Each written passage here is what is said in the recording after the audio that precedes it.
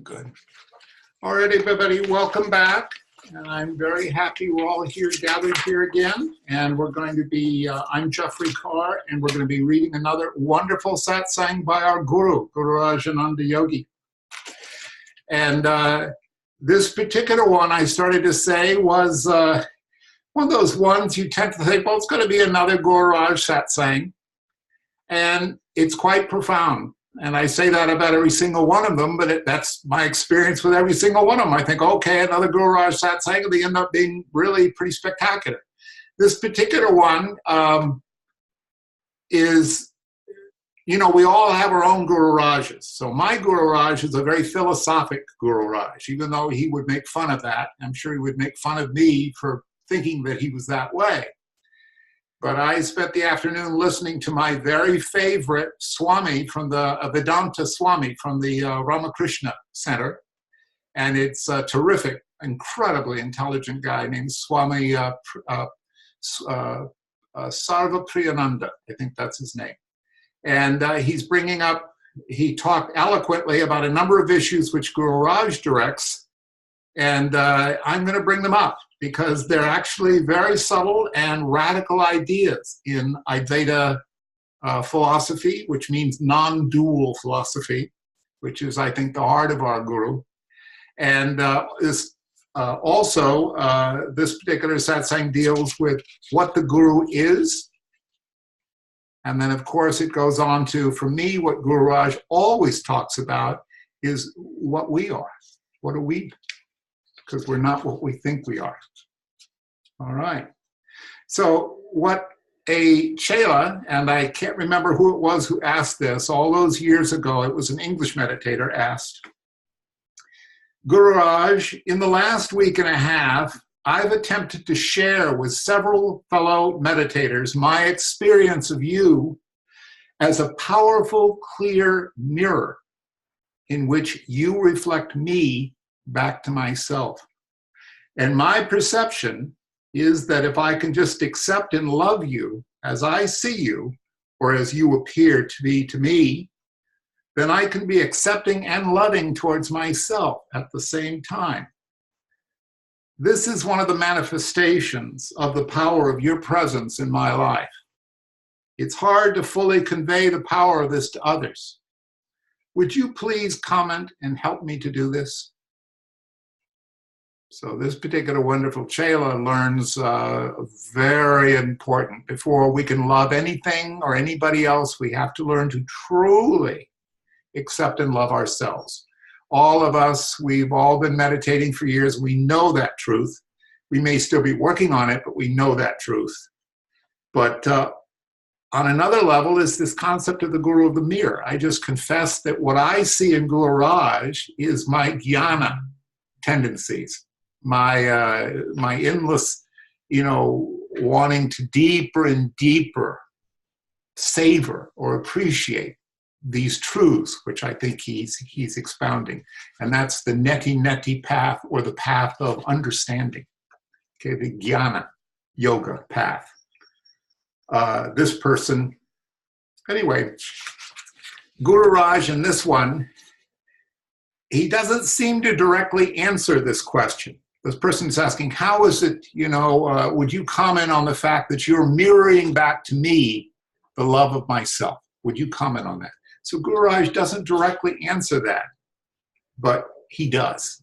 He answers it in a much deeper way than all of us would.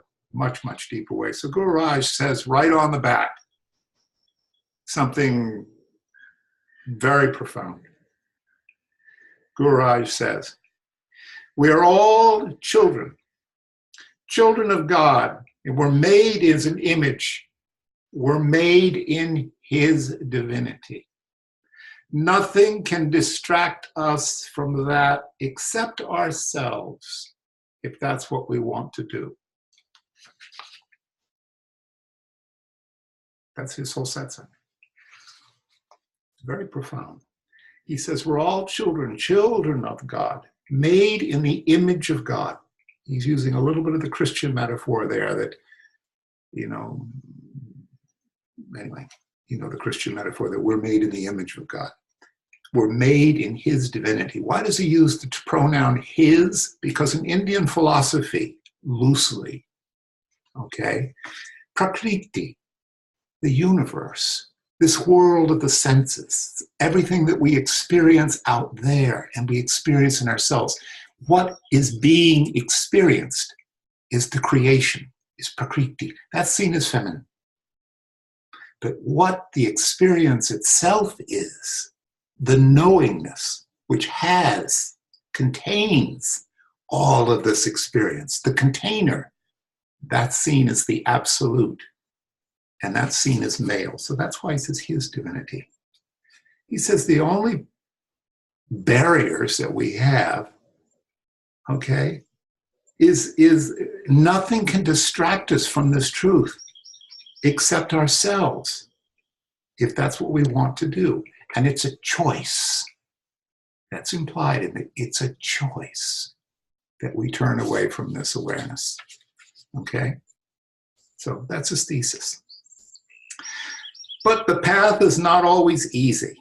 But as we gradually go along the path, we find the burden becoming lighter and lighter. That's what the Guru does. Second part of his thesis. So this person had their idea of what the Guru does, functions as a mirror. We see ourselves in the Guru. But he raised the bar. What is the Guru really up to? Well, he's showing you not what you see, but if you choose to see it, he shows you that you're divine. That's what the Guru is there to show you. You see, nothing's stopping us from being aware of that, except, we some level, we just don't want to do it. The Guru is helping us recognize our own divinity in the person of the Guru. So that's what he's saying here. That's what the Guru does. As we climb up that hill with that bag, this heavy load of samskaras, that burden, the Guru comes along behind you. You don't even notice him. We didn't often notice what the Guru was doing with us. We were so focused on the Guru, the colorful antics of the Guru. Some of us weren't fully aware of what was happening here, inside the heart. What we think of as our individuality. We didn't even notice it. So the Guru comes up along behind you. You don't even notice him, but he's got this lovely long pin, and he pricks the bag of our samskaras, and all that heaviness, all that sand of the samskaras trickles out slowly, slowly, slowly. And as you reach higher and higher on this climb towards divinity, your burden becomes lighter and lighter, until you realize, it must have come with no bag at all. There's no weight in it. This is so light. Do you see? So the greatest tool that a Guru has is a big pin. And sometimes I miss the bag itself of the samskaras, and I push that pin a little lower down. So, my beloveds, you have your job to do. The more you do it, the better for you. If you put a 1/4 teaspoon of sugar in your tea, it won't be so sweet. But a 1/2 teaspoon, a little sweeter. A full teaspoon, much, much sweeter. And then, of course, there was this other guy who used to put 6 teaspoons of sugar in his tea, but he never even stirred the tea. So I asked him, why don't you stir the tea? And he said, that will make it too sweet. Why did he suddenly bring up this thing about the sugar in our tea? Well, he's implying that the only difficulty and pain we have on the spiritual path is stuff we make up. The Guru has come up, we're not even aware of it, but the Guru is pricked and the samskaras are trickling away. All right? And I'm putting too much interpretation in it. I think if we actively work with the process, I think he's implying that, instead of ignoring it or resisting it, it'll be much sweeter. Remember, we're like the guy, like Gururaj has 6 teaspoons of sugar in our tea, but we don't stir the tea because then it might even be too sweet, might be too much for us. So a guru can be a catalyst to show you who you really are and what you really are. He will show you what you are now, and he'll also show you the potential of what you can be. That's his job. And a true guru does it by words and by imparting the spiritual forces of which he's only a channel. Remember, Gururaj never said that he was doing anything. God does everything. And being that channel, his mirror has to be clean so that you could look into the mirror clearly and recognize the spots on your face. So we look into the mirror of divinity. What does that mean? On a deeper and deeper level, you're fully aware that you're divine and this entire universe is just your experience. It's all happening within whatever you are, including Donald Trump. It's just part of your universe. Stuff you don't like or bothers you, that's the spots on your face. And Gururaj is the one who's helping us be aware that we're divinity. And then we see everything that nevertheless causes us distress. Spots. Once you recognize those spots or the marks on your face, you won't need to use all those powders and all those things that you cover up marks with. What for? Those spots you have on the face, they are my spots. Why must I cover them up? Why must I hide behind a mask? How many people in this world can truly say that they're not hiding behind a mask, a facade? Okay, we don't need a lot of explanation. Everything in our experience, everything that we see, everything that we experience, everything that we perceive, all of this is a manifestation of consciousness, divinity. Okay? Nevertheless, some of it we're ashamed of, some of it we get bothered by, some of it we get angry of, but this is all us. Why do we pretend that that isn't so? Why can't we experience that? Why are we so angry? Why are we so ashamed? What are we trying to cover up? Gururaj is like, why are you doing all that? People don't even live as they truly are. People live in an idea they have of themselves. They don't live as themselves, but instead they live in an idea.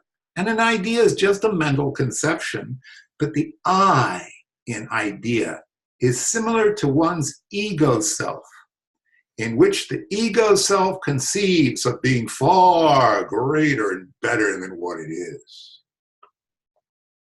Ask a woman when she looks into a mirror and she says, "Oh, I'm so pretty." And if you ask a man, he'll say, "Don't I look much handsomer today than yesterday?"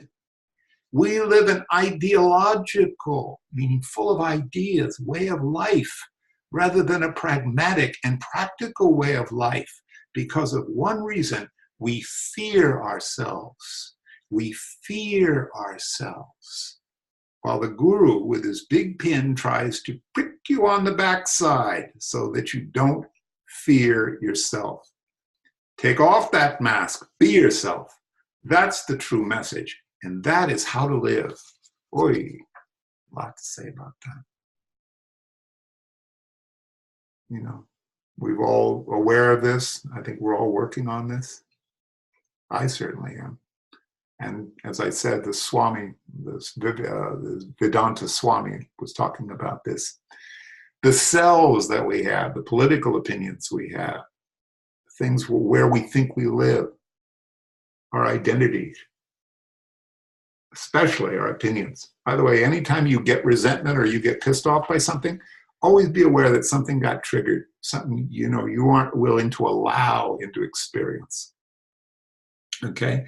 We lived, and he says, take off the mask, be yourself. Now, a lot of us used to read this by Gururaj, say, oh, great, let's get drunk, let's run around. No, that's more masks. That's just more masks. Be yourself. That's the true message, and that is how to live. Now, boy, if I meditate a lot on that, I hope you guys have. What does that mean? Be yourself. especially if it's true that everything that shows up in our experience, like right now, I'm talking to you guys on a computer and I see you guys all up there. All you guys are sitting on your computers looking at me. We each are manifesting a universe, a completely personal universe. And in fact, I'm leaping ahead here. I'm leaping ahead here. I was going to say,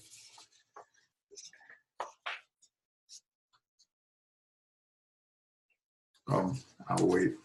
Every man, whoops, did I already do that? Every man thinks himself greater than what he is, and he means, and every woman thinks herself to be prettier, greater than she really is. Everyone that is, except those neurotic, psychotic cases, which we're not talking about. He just means, when you think you're greater than yourself, by the way, to be all like, I'm so horrible, I'm a mess, that's also celebrating yourself. You're dramatizing an idea that you have about yourself. You think, but I really feel it. No, it's really true. It just means, yeah, you're completely deluded. You completely believe that a certain idea you have about yourself is worth worrying about. Wouldn't it be beautiful if a man could just say to himself, I am this. I am me as I am now. But I can do something to improve myself to become a better person. Completely accept yourself, including everything in your experience as it is now. Doesn't mean you can't improve things, but to accept things as they are now.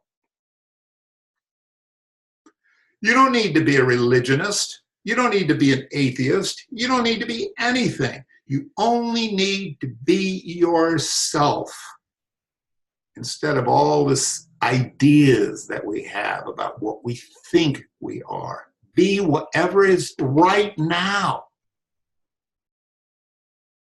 When you really realize the meaning of being yourself, you will know immediately, I am nothing. Because you are nothing. It's only the assumptions and presumptions of your ego selves that make you think you are something. You are not any less important than the biggest king in the world, or the biggest millionaire, or the greatest queen, or the greatest genius. You're no less than any of them.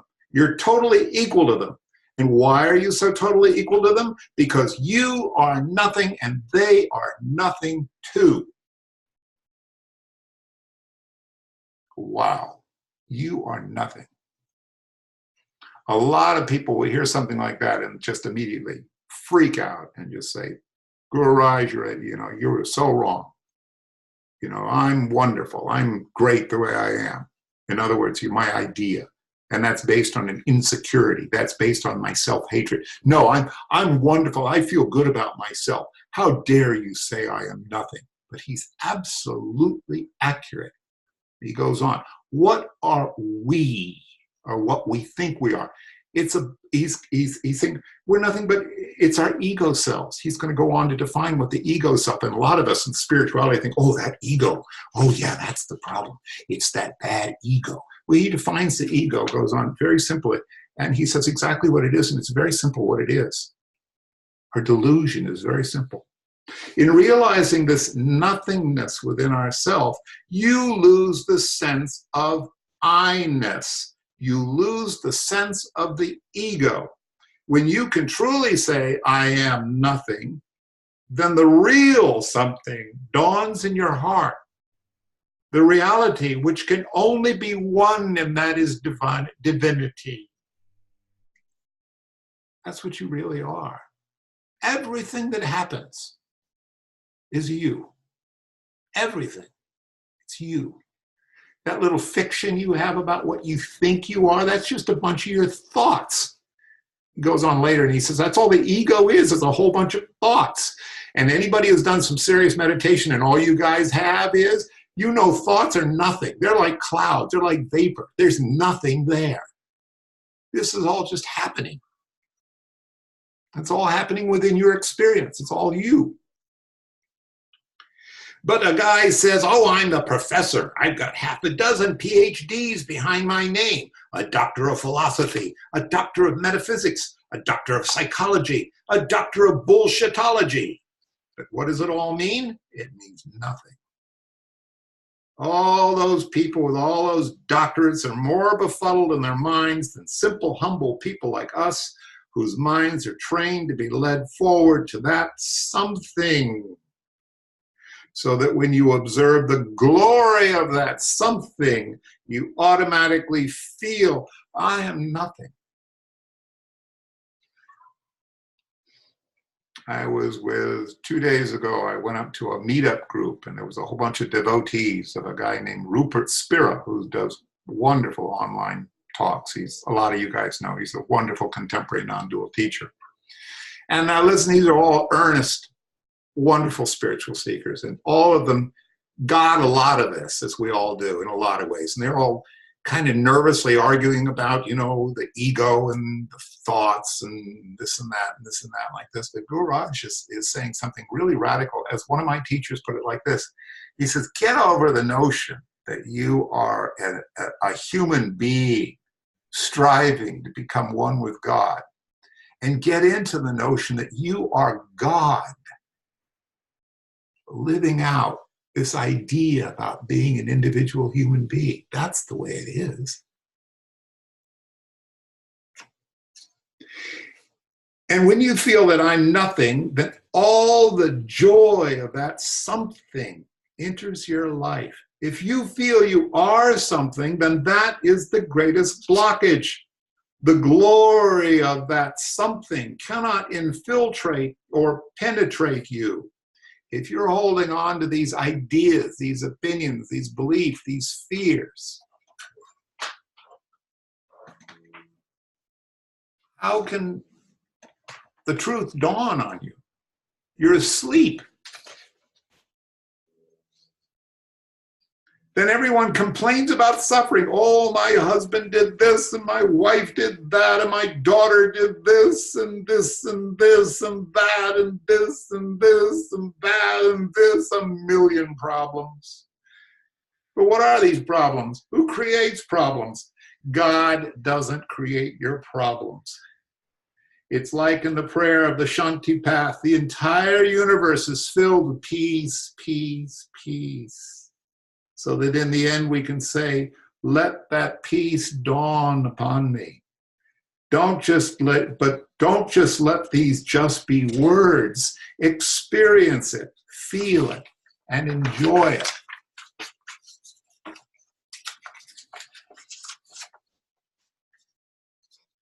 Do you guys still go chase after spiritual states when you meditate? I did for a long time. Getting high from spirituality. You know what the problem with having a wonderful meditation is? It's just another experience. It's no different than going to the supermarket. It's just, okay, this happened, and then it ends. What we're looking for is an inner certainty, don't you think? Not just another experience, bad meditation, good meditation, who cares? We're looking for a certainty. When I go to bed, says Gururaj, I lie down and I do certain practices. You'll learn these as you progress step by step. There's no hurry. There's a whole eternity in front of you. By the way, a teacher of mine once said, I said, I was complaining about something. You said, that's all right, Jeff. You'll have another life.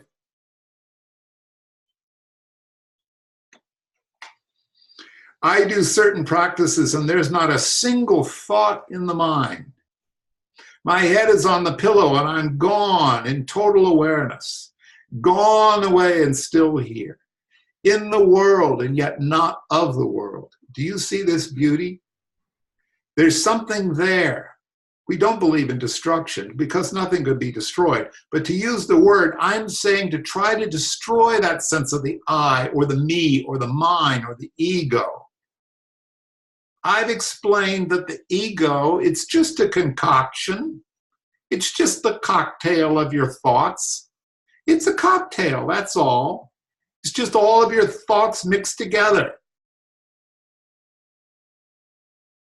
My God, that's important. By the way, all you guys, you know, there was a long period meditation where we say, all I do is I think and I think and I think. And then at a certain point, we're taught meditation, pay attention. And you're aware that there is an observer apart from the thoughts. You guys all know this, right? This is middle level meditation. And you focus on that gap. Identify with that thing which is observing the thoughts. That's what meditation is. After a while, they stop going away. And they periodically come up. There's long periods where you're just aware without any thoughts. Gururaj talks about that. If not, like, by the way, right there, the next thing you do is when you're in those periods like that where there's no particular any thought going on like that, be aware, well, good, that's divinity. That's just so everything just percolating along. That's all divinity is. It's just one damn thing after another. It's just this.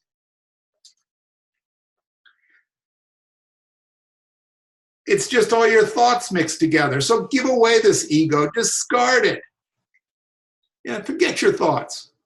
Chuck the ego away. Say, as I would say, I'm nothing at all. I possess nothing. I own nothing. I don't even possess myself. Who makes you think all these thoughts? They just show up.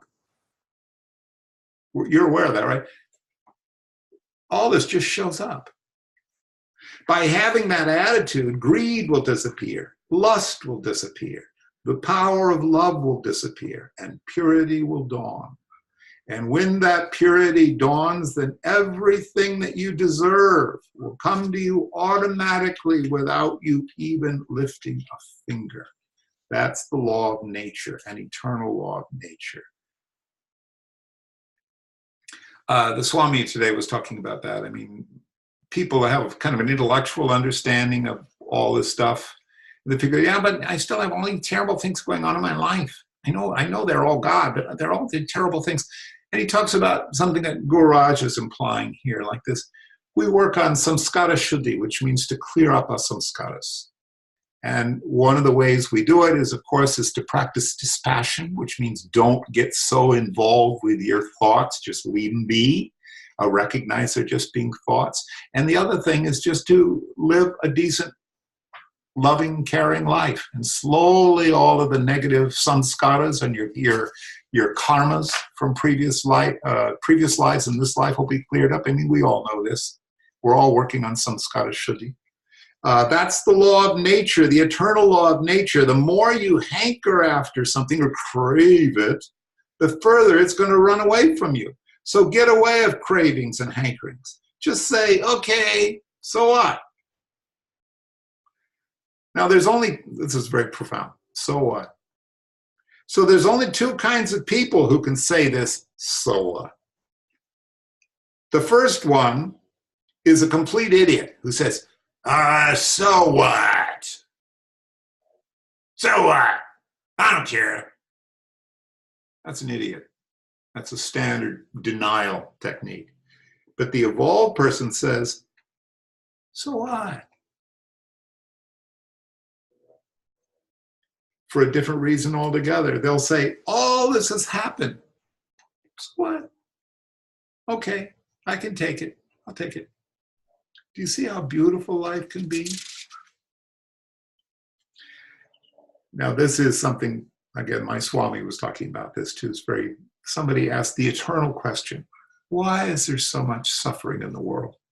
Why is there so much unhappiness in the world? If God is supposed to be so wonderful, why is there so much unhappiness in the world? And the Swami gave all the current philosophical things. You know, it's developing your character. It's a test. God loves you, but this is all preparation for the life to come. All these theories about why is there so much suffering in the world. And Gururaj comes at it from the truth, from an enlightened viewpoint. Here it is. I just can't understand why people make their lives so miserable. To me, it's just such a contradiction. And yet I see this misery around me all the time. Now, it's not that I haven't gone through misery myself, but I've risen above all misery. That's right out of the words Swami said. He said, Ramakrishna, all these great saints, they suffer plenty. They're not attached to this bundle of thoughts which experiences the misery.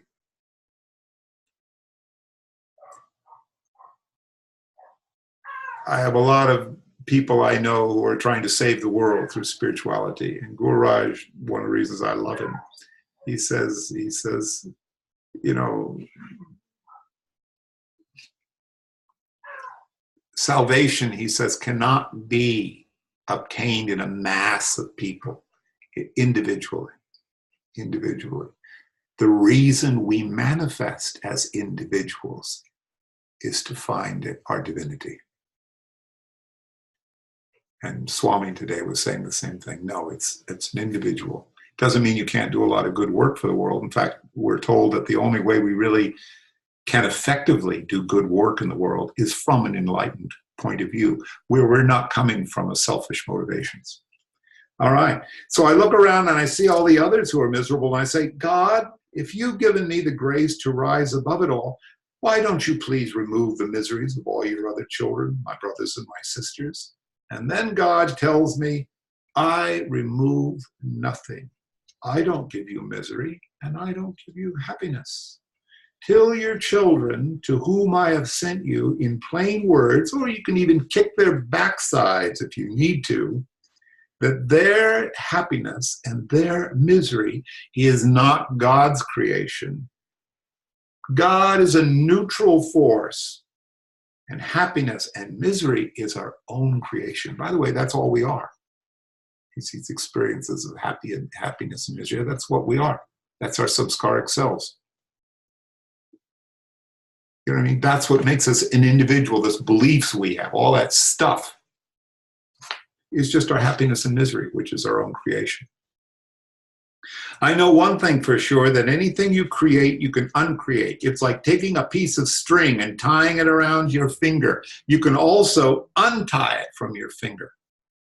The central idea is tying it on and tying it off. It's all just ties. Attachments, ties.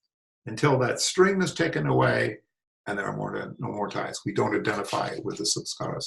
But I said earlier, again, we're all doing samskara shuddhi. You know, the bag of our samskaras. The guru is helping us see the limited, false self that we think we are, and also helping us experience this vast space, this vast creation, what we really are.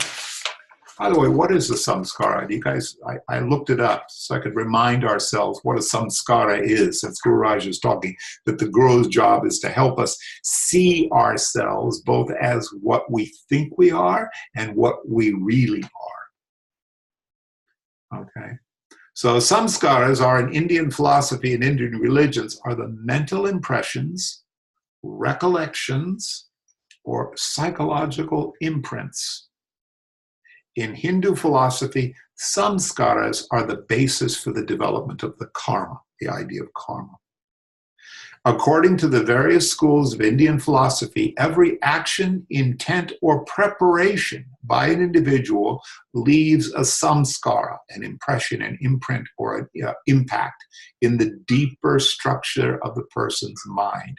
These impressions then await volitional fruition in that individual's future in the form of hidden expectations, circumstances, or a subconscious state of self-worth. Okay, samskaras manifest as tendencies, karmic input. You know, I realize this is very abstract. Gururaj is very concrete. Samskaras are tendencies, karmic impulses, subliminal impressions, habitual potencies, or innate dispositions. It's funny, I'm reading this now and it makes no sense. It's the ego. It's our thoughts. It's the samskaras are the basis of the type of thinking we have. That's why some of us have, well, all the thoughts we have are the basis of our samskaras. And by the way, all the thoughts we have are basically worthless. You guys all know that. They're all basically worthless. So, Gururaj is now talking about our samskaras. What makes us think? What makes us be these bundles of happinesses and sadness? You know, we manifest this way. We think we manifest this way. So he said, I got a letter from a woman, and the lady writes, I've done my very best, but I'm just miserable because my husband spends more time with another woman than with me. So what must I do? Well, I was very nearly tempted to write back a letter telling her, write to the Auntie Mary love column. It takes two hands to clap. So let me extend my hand first. He's giving basically advice about how do you work with your difficulties in this life. He's talking about self-help, about not, anyway. That's one solution. He's just saying, try first, and negotiate. If that doesn't work, it doesn't work. It can't be helped. But if you don't put in 100% of your effort to make it work, you have no right to break up. That's beautiful. I'm just going to upset a lot of people. So you've got a spouse who's cheating on you. Gururaj is saying, well, okay, so see if you can fix it. You think, oh, it's not my fault. They're the person that did it. Their problem. I'm self-righteously angry. Gururaj, this whole situation is you. So he's talking about you. Put in 100% attempt to redress whatever the issue is. It's your life. The other person has nothing to do with it. They're just an object in your consciousness. So, but if you can't make it, he says, you don't break it. But after putting in 101% of your effort into it, then you're going to be totally guiltless because you've done your best before you break it up. And this is very good samskara shuddhi. Get to the bottom of that stuff in your life instead of holding on to incomplete business. Get it done. Very good advice about how to work with our samskaras. So that's how life goes on. Life goes on in every aspect, in every facet, be it your love life, your economic side of your things, or be any kind of other side of things, except what is there. Why moan about it? Throughout my travels around the world, I not only stay with wealthy people, but those who aren't wealthy. How many of us what are the stuff we're hung up on? Money, right? We're all hung up on money. Self-respect, our bodies, okay? Love, they don't love me, or, I love them, but they don't love me, all that, the basic issues. So he's talking about one of the basic stuff we're really hung up on is first of all, our possessions and our money.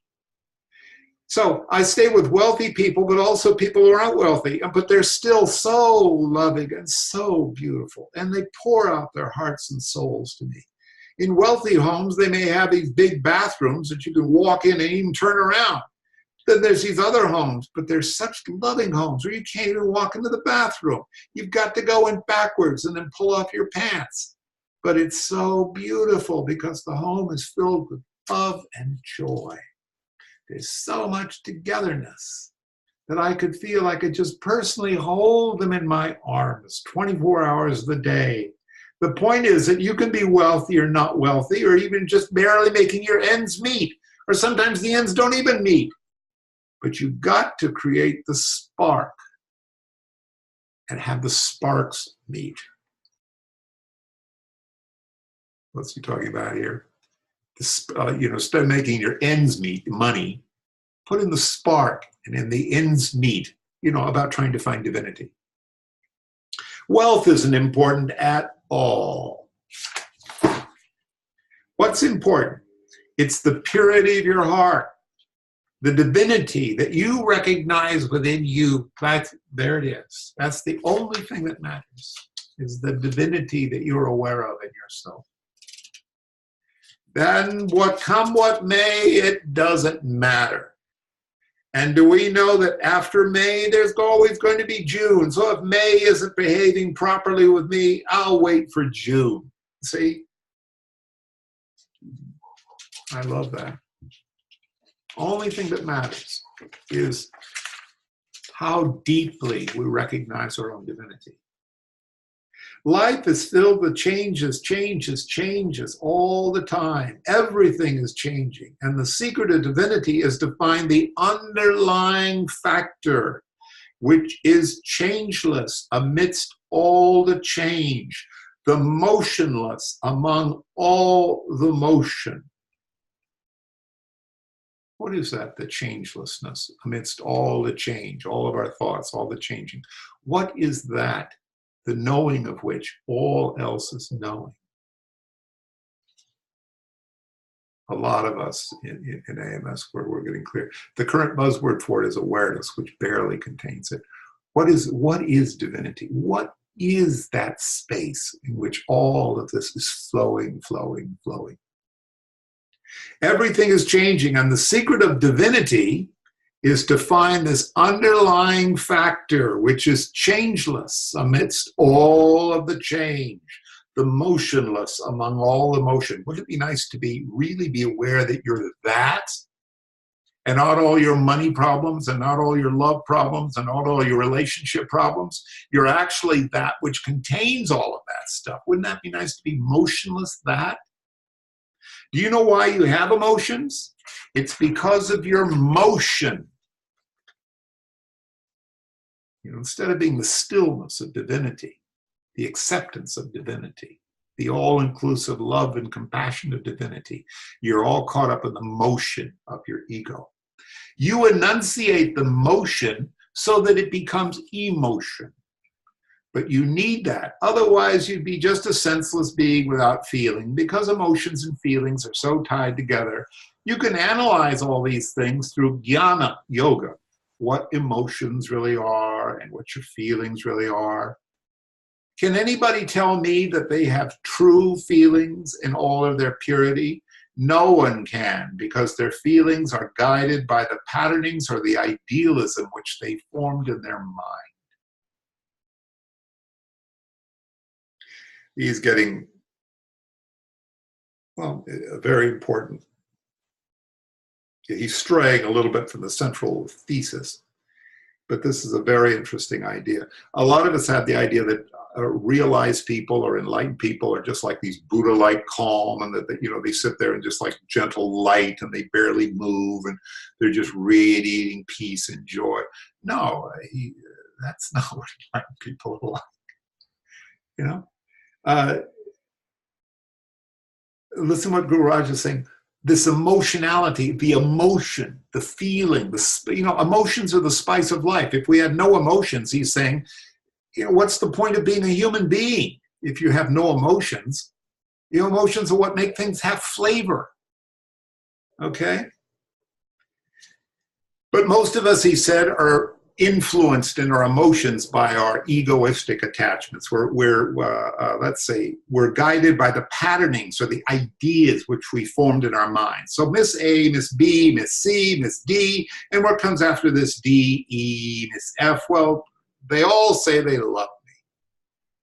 But they all love me because they have a certain ideal of me. He's talking about now going all the way back to the guru as a mirror and our attachment to certain ideas that we have of the guru. And we want that guru to be those ideas, to reinforce these ideas we have about ourselves, so we can love the guru in a certain way. The actual concept, so are they truly loving me, or are they just loving the ideal?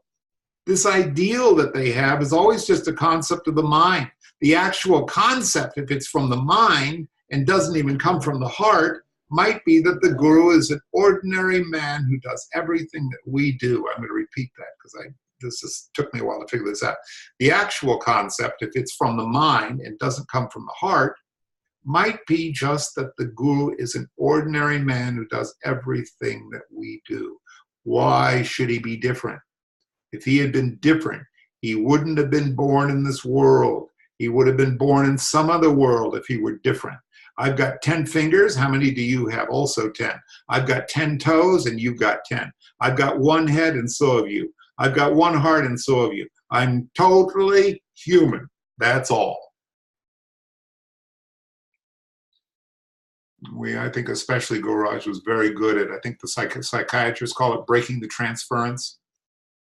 We see the guru as a supreme being, a Buddha, a wonder man, a spiritual giant. We have all these images we see of him.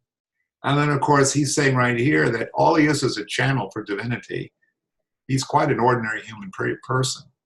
I thought about that because there's another one of these big sex scandals going on with this guy in charge of Sambhala, one of these guy wears beautiful robes, and he's a very handsome, he's the Nippon, and he has this beautiful consort, this woman, and You know, they're now suing him and all upset because, yeah, he was pretty bad sexual abuse of his followers years ago when he was a bachelor. And was all the pain and suffering is that people needed him to be this beautiful, shining, holy being. And now he's this guy who is doing some pretty reprehensible sexual stuff.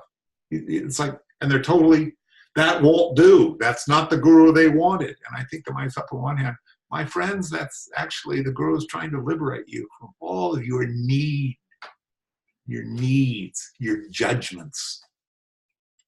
So Gururaj says, I'm totally human. That's all. But through the grace of God, what's the difference? Through the grace of God, I come to you to give you this message of peace and love that has to be taught to the world, to make you look at life in a totally different perspective, so that your life could become just as joyous as mine. If divinity has given me the capacity to enjoy his love and his peace, then I can assure you that he's given you that capacity too. Wouldn't it be nice if it wasn't your life anyway, if you were just in a dream? It didn't really matter what you did or what was happening to you, because it's just a dream. So you lost all your money. It was just a dream.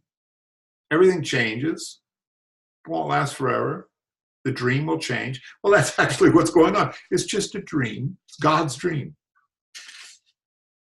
Why should he favor me and not favor you? No, it's not. That's not what's done by a neutral agency. See, God is just energy. So you see, he favors no one and he disfavors no one. It's totally up to you. What you make of life. You're divine. Your experience is totally up to you. We limp through life. I don't know why. And this reminds me of a professor. He lived not so far away from the university, and he was walking, and he was limping badly. So he meets a friend on the road while he's going to the university, and he says, John, I don't know why I'm limping this morning. So John tells him, well, look, why don't you just walk with both feet on the pavement instead of walking along with 1 foot on the pavement and 1 foot down on the road? You know, so he's talking like this. Boy, it sounds like one of his dumb jokes, but that's exactly what we all do. We limp, we have these big dramas going on with our lives. And it's like, Gururaj would say, okay, you got a big drama going on in your life. You know, okay. By the way, for you Americans, pavement means sidewalk. Okay, do you understand? So we just limp our way through life when it's not even necessary. You just need a little bit of sense. A little bit of common sense and a little bit of nonsense, and you could walk straight. You need this little bit of nonsense in your life. It's very important. It's very important because it gives humor to your life. Do you see? It teaches you not to take things so seriously. So have a little bit of nonsense and enjoy it in its true perspective, and have some common sense into it as well, so that you have sense to have common sense and nonsense. Do you see? If you try to tell people, like let's say somebody comes to you and says, can you believe what they're doing to abortion rights? Can you believe what's happening to the rainforest? Can you believe how awful is so-and-so, and why don't you sign this petition? And this person said this to me on Facebook, and I got ripped off by so-and-so. Okay, the other side of it is just like, okay, good,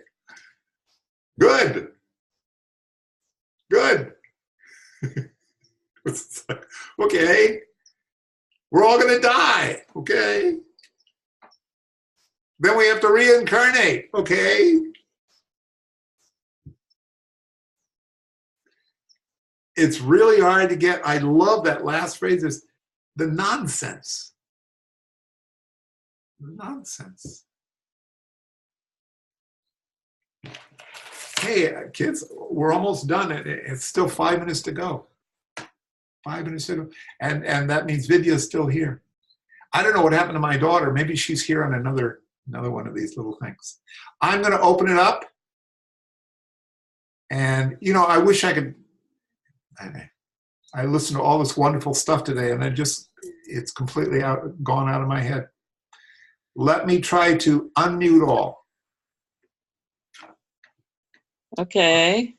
Hi. Hi, Jeff. Hi. Finally got back in this month. Well, I'm so happy, Melissa. I'm so happy to see. I'm so happy. It's like, it's just all of us chipmunks together. I mean, you know, Yep. we are There's Gururaj. another chipmunk. What's that? John just appeared. Yes, we just all are chipmunks together. What was that thing you were going to tell us, Jeff? You started to tell us something and then you stopped. Oh, I'll tell you later. What was that?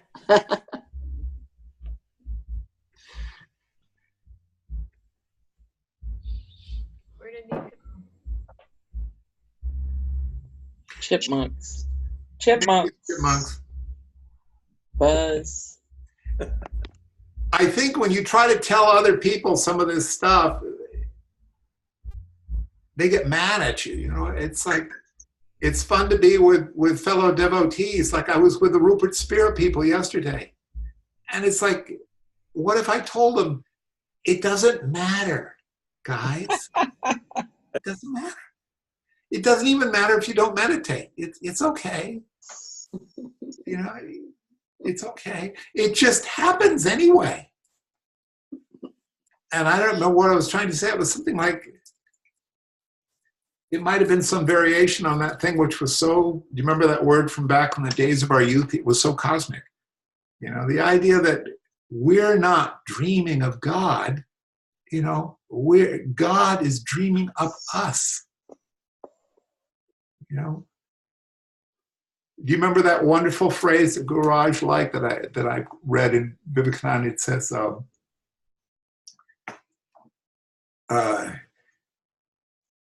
the universe is unreal. Remember that? It's all Maya. It's all illusion. The universe is unreal. Only God exists. Brahman, the absolute. Only God exists. But God is the universe.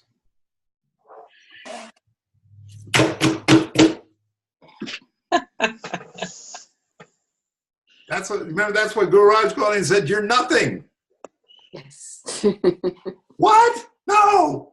What about me? But you're nothing. But you realize that very hard, you know. There's a line from Allen Ginsberg, you know, we're all so serious. We're all so serious. Allen Ginsberg says, everybody's serious. You know, the politicians are serious. The artists are serious. And Allen Ginsberg says, everybody's serious about it except me. Everybody's so serious. The world's ending. What about climate change? You should care at least about, I care quite a bit. But happened 6 times before, it's okay. 5 times. This is the 6th one. 6th mass extinction, okay?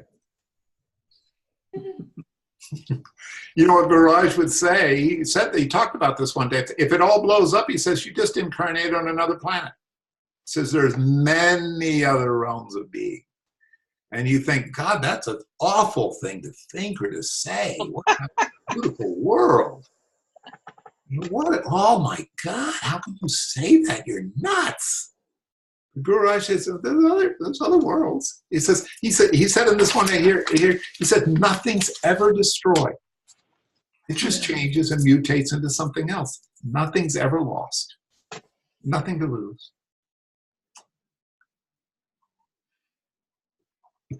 Jeff. Yes. Hi. Jeff, I love. Hey, hi from New Zealand. Hi. You know, this is a metaphor that I won't explain, but everybody will know it about the ego and all this. You know, I'm in New Zealand, and there's the southern lights here. And you actually can't see them with your naked eye as well as you can see them with a camera. And tonight, they're all ablaze, but you've got to look at them with a camera on all of these crazy settings. And it's like so beautiful in terms of these skandhas and these impressions that we have and all this cool stuff going around all over the place that we're not even aware of. So this is very beautiful, and that's all I have to say. Thank you. That is so deep.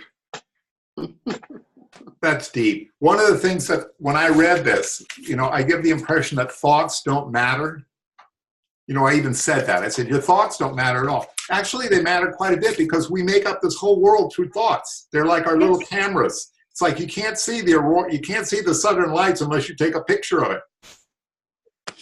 When we talk, we have all these experiences and these emotions. That's all God's play. It's like we're supposed to, it's like you have a financial crack up, an emotional breakdown. This is all, this is what God's having a great time. This is, this is how God does stuff. It's just like, I love the image that you can't see it if you look at them. All you see is emptiness. So you got to take a little picture. You got to think about it. You can get a little picture and see it. The other side is, people like, I remember driving across the Great Plains near middle of Kansas. My God, look at this huge, huge sky, all this space. Let's take a picture of it. And you get this little thing like this big with a line through the middle of it. Oh, wow, okay.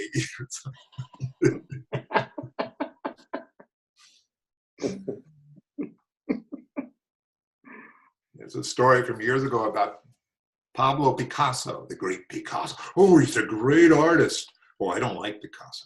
Oh, no, he's a great artist. Anyway, there's a line about Pablo Picasso. And the story goes that somebody was looking at one of his paintings says, what is that? And Picasso says, this is a portrait of a woman, Heta Femme, a portrait of a woman. He says, it doesn't look like a woman to me. And he says, Picasso says, what's a woman look like? He says, well, he says, you have a picture of it? And the guy said, yeah, sure, here's a picture of a woman. And Pablo Picasso looked at it and he turned it over and he said, but she's so small.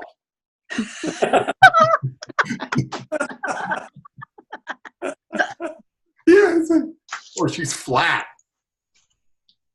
Everything we're in life for us is just pictures. It's just pictures and mental ideas. And, you have this vision, at least I used to, about, supreme beings, or God, if you ever got enlightened, you become this floating mass of hydrogen or something like that. Bullshit. This is it. Yes. This is the nonsense. All right. Thank you. All right, Mayanji. And I loved your story. Bye. You're down, the land down under. Yeah. Thank you, everybody. Thank you, All Jeff. right. Beautiful Bye. teaching. Thank you, Gururaj. Bye. All right. All right, sweethearts. Are we done? I guess we It's are. a wrap, I think.